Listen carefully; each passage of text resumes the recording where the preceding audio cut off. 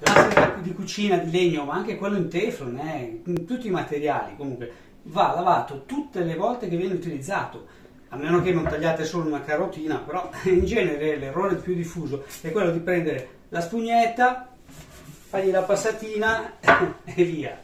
No, sì, la carotina, ok, va bene, l'ho fatta una volta dopo, però tutte le volte va lavato nel lavandino e soprattutto ogni 2 o 3 volte bisogna fargli un bel trattamento che adesso vi faccio vedere.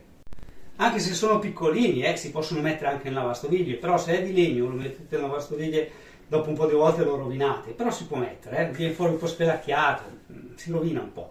Il teflon si può mettere in lavastoviglie tranquillamente, però se è molto sottile, dopo un po' di tempo si curva un po', però si può fare tranquillamente. Ecco, il legno quando viene messo in lavastoviglie gli succede questa roba qua, e diventa ruvido, screpolato e l'asse di legno dopo un po' si rovina, gli succede questa cosa qui, quindi magari eviterei.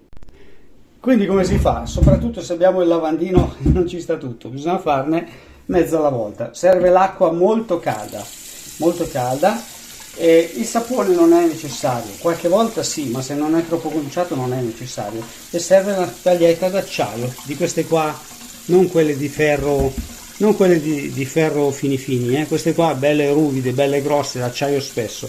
Bisogna usare acqua molto calda e bisogna grattare, strofinare bene.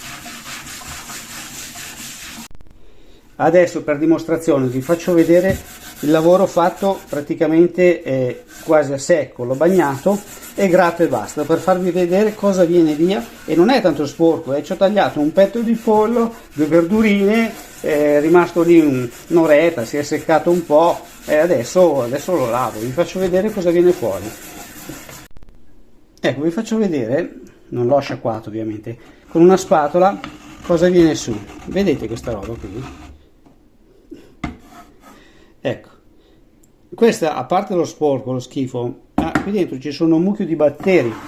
Se voi tagliate qualcosa di crudo come un'insalata su quest'asse qui senza averlo prima lavato, è facile che vi beccate qualsiasi malattia che può portare i batteri, compresa l'epatite, eccetera, eccetera. Bisogna stare molto attenti con gli assi, vanno puliti bene.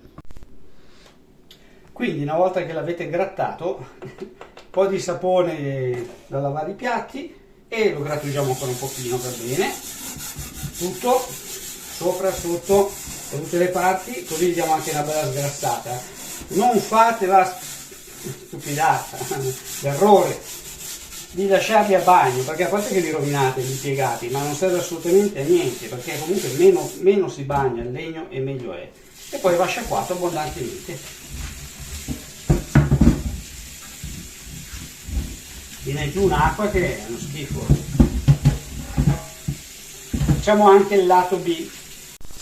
Ecco, ho fatto anche il lato B, guardate che acqua scura che va giù, l'acqua marrone. Questa qui è tutta roba che vi mangiate se non viene pulita bene.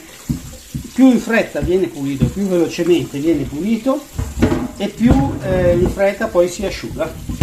E quindi i batteri non prolificano, perché i batteri nel secco non si riproducono.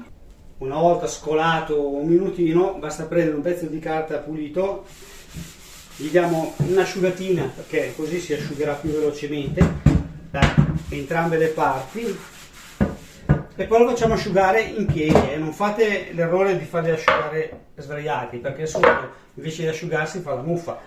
In piedi o appoggiato da qualche parte, e in mezz'ora sarà asciutto perfettamente. Ecco qui il nostro asse una volta asciugato. Naturalmente ogni tanto bisognerà provvedere anche a questi segni del coltello, perché se sono troppo profondi non vanno bene, perché diventano difficili da pulire, ma faremo un video a riguardo proprio su questo problema. Ciao a tutti.